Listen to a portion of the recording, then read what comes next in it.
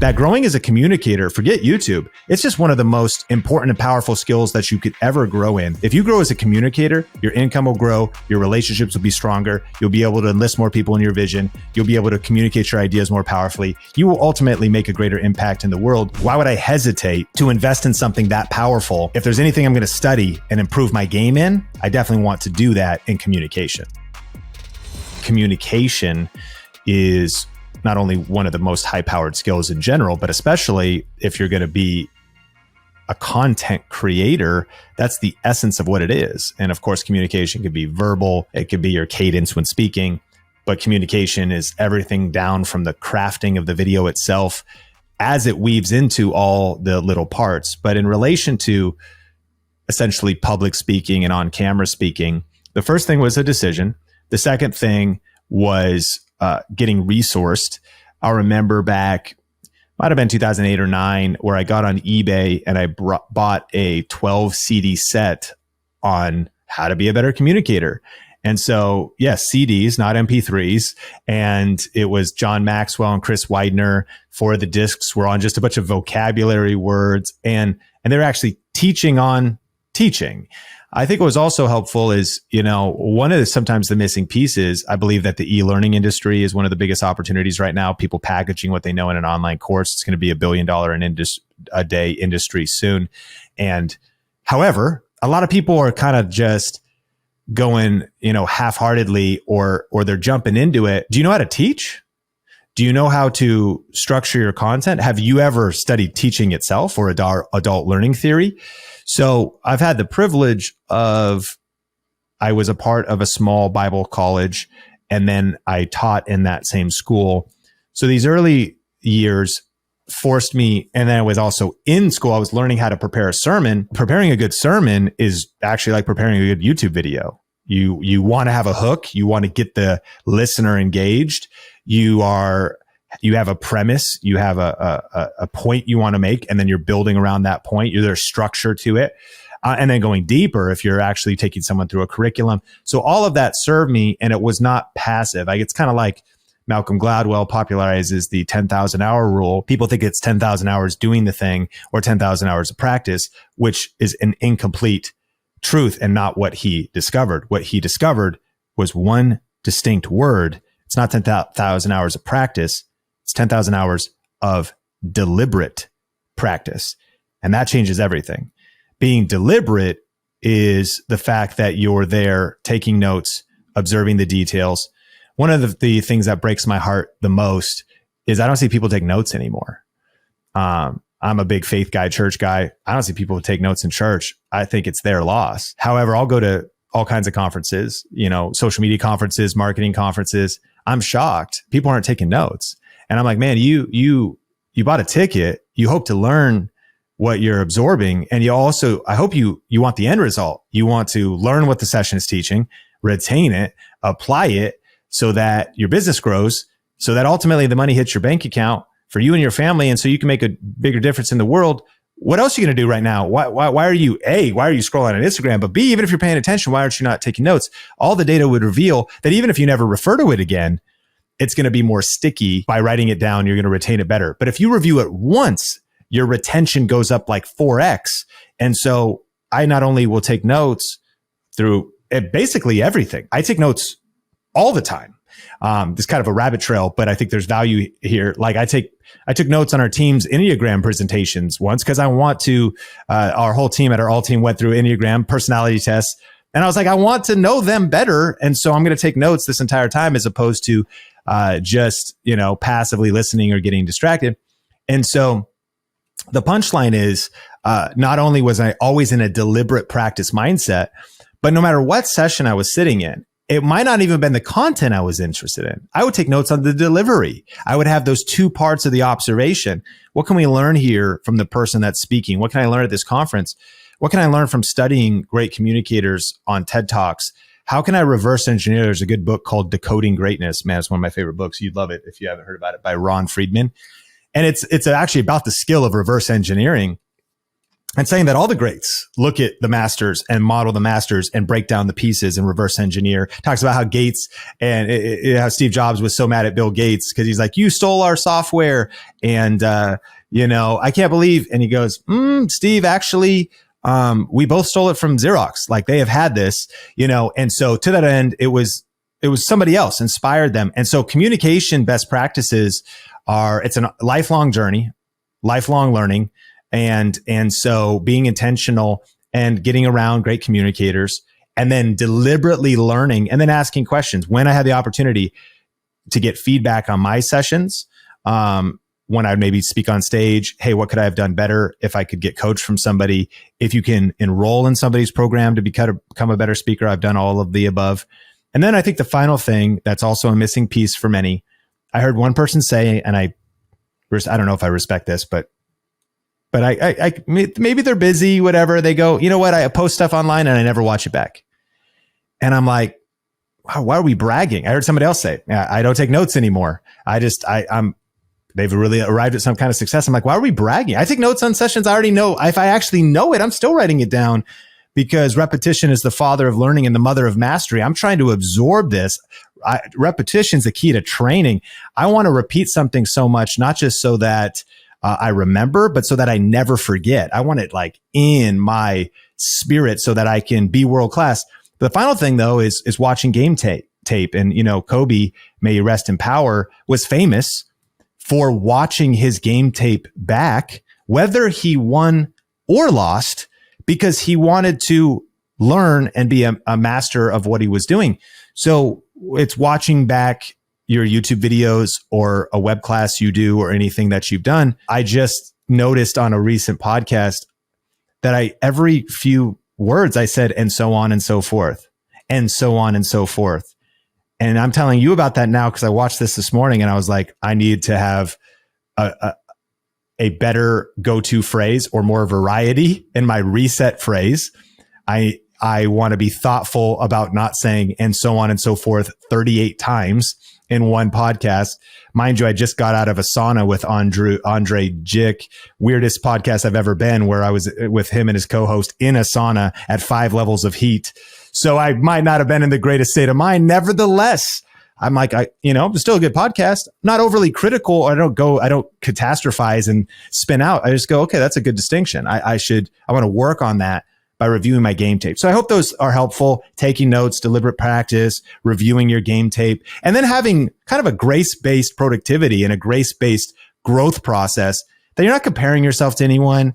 Of course, when you start communicating, you might be saying a lot of ums.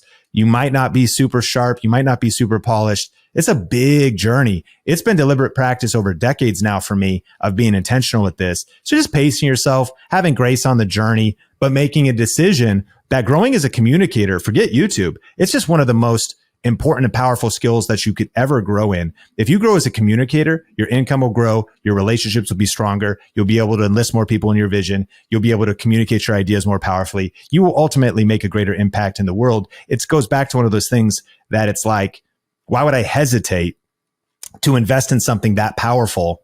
If there's anything I'm going to study and improve my game in, I definitely want to do that in communication. I want to ask you this question because I get this question asked a lot. They'll say, Chris, you're a great communicator, you're a great public speaker. I like how you speak about things, your tone, your cadence and all that. And the question they ask is a strange question, but I get the spirit of it, which is, how do I become you? Now I'm going to ask you this question more specifically. You just gave us a bunch of notes, but I want to ask you kind of maybe a side question here, which is, who do you model yourself after that's a little bit off and weird that people didn't know? I'll answer that question as well, because how do you learn to speak and to present and get your flow from? Is there a person, living, dead, somebody you're watching, listening to that you're like, here's a person and I picked this up from them and I'm trying to do that myself? I'll try to go fast. I mean, there's so many. And in fact, in the back of YouTube Secrets, the acknowledgements is a very meaningful portion and it was updated for the second edition. One of the biggest privileges I've had was also being a video editor. And one of the things I learned about Joel Osteen, and who's probably most influential communicator broadcasted most widely globally in terms of television and radio, he was a video editor for his dad. And his dad was the pastor of the church before him, and they started a TV show. So Joel would edit his dad's messages. Well, most preachers, they talk long, 45 minutes, 52 minutes, an hour and 3 minutes. Well, he had to edit his dad's sermons into 27 minutes for TV. So week after week, he was sitting down, listening to good communication, but learning how to be precise, learning distinctions and finding ways to maybe say more things in less time. There's another good book out right now called Smart Brevity that I'm reading about, I think, an important skill set for today's world. And he, as a result, took his communication to another level. So being a video editor myself and having freelance clients, one of the people I learned in particular humor, timing from was a guy named Dr. Dave Martin. So I was doing freelance social media and video editing for him for a couple of years. I learned a lot of things. I learned that he had mainly one message or two messages that he would share everywhere because he would speak new places, which popped the myth that I always had to be saying new things. That it actually spoke to that if I could craft core messages and actually say a few things really well, that's more poignant than trying to always come up with something new. Nobody can effectively do that. It's very difficult to always have like a polished. And so I learned that he would include a lot of jokes in his material. So I would list literally second for second because I'm editing video. So I would learn timing, cadence. That is one genre that is very worth studying. See, and many people already would probably watch Netflix specials of comedians. Comedians are the greatest communicators on the planet. They test jokes in different environments. They get the good ones. They learn the timing of them. You'll notice their vocal delivery, vocal change, the tone, whispering, speaking it louder, and then even mannerisms that reinforce what it is that they're doing. If you start watching, I hope maybe after listening to this podcast, everyone's future is ruined because it's like people who learn storytelling and can never watch a movie again because they understand like 3-act sequence. And they're like, I know what's going to happen because the antagonist and you maybe won't be able to watch a comedian without deliberate practice now. Okay. I'm watching Kevin Hart. I'm watching Dave Chappelle through a new lens of how and when and pausing, leaving some margin in how they speak. And so, Dr. Dave Martin's one. John Bevere would be another one in the church world. And people maybe have different background if they've been a part of any church where they'd say, I did not get exposed to like a world-class communicators in church in my experience. I think maybe because of the types of churches I was exposed to, communication beyond even just preaching or teaching was elevated to an extremely high level where I've had the opportunity to sit in rooms with some of the world's probably greatest communicators, especially in the church world. And whether that's a TD Jakes or a Joel Osteen or working for Benny Perez in Las Vegas, again, an incredible communicator, and certain jokes or timing or even mannerisms certainly have influenced me. And then watching a lot of Gary Vee, there could be things that have come through, or watching Casey Neistat where there'd probably be nothing visual or that I'd say, but just as you study storytelling or as you study editing or also as you practice a lot. So there's a ton of influences in my communication, and those are a few. I promised I would share some of my own, and it was kind of interesting how much of our life is different but overlap at the same time. I have to give my hat off to Joel Osteen because I watched him speak. My wife's a born again Christian. She was watching for a period of time, so I kind of was able to peek over her shoulder and look. This gentleman is very good at storytelling, pulling you in, making complex concepts very simple to understand and repeatable. And he's very charismatic in his way. He's a powerful speaker, but he also doesn't put himself on a pedestal. He brings himself down by referring to daddy always says, and he speaks like that. Like you're a grown man with children yourself, but he refers to his dad this way. And so it makes you feel like I can relate. I can get on this train and ride this with him. The other person that the types of people you mentioned are comedians. I watch comedians for different reasons, mostly for stage presence and storytelling. And so I remember this one where Kevin Hart goes out into a football-sized stadium. Maybe all of his concerts are like that, but he walks on with a swagger that I'd never seen before. And he's a small man and he knows his physical comedy and how he does things, right? He's swinging his arms around. And I think I need to steal that. And so I'm watching it, rewinding it, and I'm practicing the exact same walk. We talk about modeling, about editing and studying and reverse engineering greatness. My wife walks in the room. I'm like, what are you doing? This is a little strange. Like you're caught doing something weird. And then I do the walk for her and she goes, that's really cute. You should do that. And getting that stamp of approval from my wife's like, okay, I might try this on stage next time. But I want to just bring this right back to you, which is this. How would you describe your communication style? What makes you unique and different, Sean? I'm just curious about your self-awareness and how you perceive the way you come across to people. I don't know. I would actually be interested in your response. And I don't know how strong my self-awareness is, but a few things I try to do. I do try to be self-depreciating.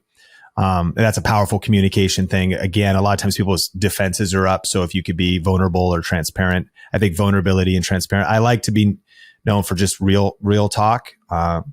Perception, of course, might not be perceived that way, but for just being a complete open book. On almost any podcast they'll go, what's off limits here? What can't we go? I'm like, I don't know why anything would be off limits. As far as I know, my phone's tapped right now. The internet facial recognition. I just uploaded my face to an AI generator, on the trend. Privacy has got to be gone. So why wouldn't I tell you anything? I'm happy to share all my numbers because I share them with the government and I trust you way more than the government. Like they know my numbers. And so I'd be happy to tell you mine. So just happens to, so kind of a vulnerability, raw, want to be known for truth. And then I think a huge word for me would be clarity. I don't want to waste people's time. So when I sit in a communication situation, the way I get frustrated, and I would say frustrated because I'm still learning. You can learn from the wins and the losses, the mistakes that you observe is we've all probably been there too. You're like, where's this going? This person lost me. Then I'm thinking, why'd they lose me? They're opening up. I'm not sure what we're talking about. How are they framing this? What's happening? So my pursuit is to be clear. And then I think probably the other big word for me would be teacher. So even on my YouTube videos, I have some live streams, minute for minute, no editing, 45 minutes. One's on its way to 3 million views. I teach off of a slide deck. I just talk on a webcam, USB microphone. I teach off a slide deck, which, by the way, is a good crutch, is a helpful crutch. I got notes behind, not afraid to look down and read my notes so that I can read a pre-written poignant paragraph because I want to deliver clarity. I'm not most frustrated or I'm not most worried about someone seeing, oh, he looked down and read his notes. I'm most worried about the information being clear and effective. And so it's really coming from a teacher hat, which as far as almost anybody, maybe my competitors or whatever, they'd be teachers as well. But I think I go back to that almost studying and wanting to have teaching best practices, very points driven. A lot of stuff I'll teach will at least have 3-5 points. So there's organization to it. And you could argue that it would probably be, in fact, on stage that the preacher, from my experience, especially in ministry, comes into how I would deliver business content as well. And some of the attributes of preachers that I love the most is, again, if it's clear, if it's engaging, if there is humor to reset attention. My years in youth ministry, I think, is helpful. Fast forward now to kind of TikTok. And I don't think it's an age thing. I think that adults appreciate it as well. But especially if you want to connect to the next generation, one of the things you learn is you can't drone on and be monotonous for very long without losing their intention. So it might be the consistent insertion of a joke, of a pop culture reference, of something. All of those little details have found their way into my communication style over the years. But I don't know if we have time. I'm curious, from your observational standpoint, I might not be able to see the forest from the trees if there's anything you think is distinct about my communication style. I think you're spot on. I would use different words, and I wrote down my words, so I'll share them with you so that there's a reflection here for you. I would probably put you right, like one of the top attributes that come to my mind is high energy. If I don't know and I don't know, I would guess you're an extrovert. I remember walking by the auditorium when you were speaking at Grow With Video. It's like, oh my God, that's like coffee for your brain. It's like, woo, Sean is just on it right now. He's cranked it from 4 to like 12 and he's high energy. You are a very clear, intentional, deliberate speaker. You're very persuasive. I believe there's that same teacher DNA, whether it comes from youth ministry or whatever. There is the preacher vibe in you. Not to say that you're preachy, but people who know how to command the word and a phrase and control the energy in the room and moderate their own energy, you definitely have that. I'd also add the word stoic in there. That and you're very persistent. Like when you want to say something, you're going to say it, and you're not super concerned whether or not somebody's going to like, wow, why is he saying that? You know what you want to do, and you're there to deliver whatever it is your intention is. And it's okay that some people misread that, and I think that's a good thing. You're not so caught up in yourself that you're second guessing what it is that you're saying. I would consider your sense of humor, like there's some dad jokes thrown in there, and I like it, and people like that. Some puns and pop culture references. I saw you sprinkle them in. You don't do it too heavy because you're not trying to like be a comedian on stage, but you do that because it brings some levity and it makes you way more relatable. So those were my words. I appreciate that. And the funny thing about humor, I was listening to a talk about this recently. That's a tough one. I don't know if I'm good at it, because the problem is, depending on the room, depends on how good the humor hits or not. Because is the pop culture reference understood? I think the dad joke is funny, but historically, dad jokes, your wife doesn't think it's funny. And when your kids are old enough, they don't think it's funny either. It's like the dad joke is for the dad, and it's terrible. And so that has actually been a pitfall I've fallen into. And I appreciate you giving me some feedback, and it was all kind. And so I'm always open to critical feedback. In fact, that's my preference, because that's how you get better. Iron sharpens iron. I like that pain. But humor is a tough one. And that's one I would want to improve on, because I was listening to a talk that's saying, to your point, Kevin Hart, any comedian, they test in small clubs, lots of jokes to narrow down oftentimes one set for an entire year that can impact a larger group of people. You're in trouble if some people get it and only a portion of the audience gets it. But probably one of the biggest mistakes you can make as a communicator is also alienating another part of your audience. So how do you maybe at times do that a few times, but not too much, so that you don't push anybody away, and you at least include as many people as possible, reaching people where they are? John Maxwell wrote a book called Everybody Communicates, but Not Everybody Connects. What is our goal here? He said the number one question for any communicator is, first, none of the stuff we just talked about. It's, who are you talking to? Your degree of understanding. We say the creator who understands the viewer best wins. So on YouTube, the creator who understands the viewer best wins. When you have empathy and understanding and clarity of the problems and ambitions of the viewer you want to reach on the other side, that goes everything. Because what we could argue, this person's funny or this person's not funny, this person's a good communicator, this person's not. It's actually kind of subjective.